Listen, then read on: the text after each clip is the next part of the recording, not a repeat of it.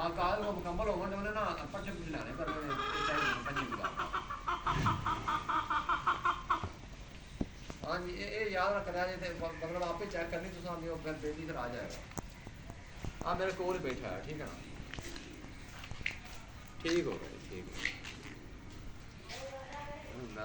ਲੰਮਾ ਕਾਇ ਉਹ ਚਾਰ ਰਨ ਨਹੀਂ ਦੇਖਣਾ ਦੋ ਨਾ ਸ਼ਾਟ ਬਣਾਣੀ ਸ਼ਾਟ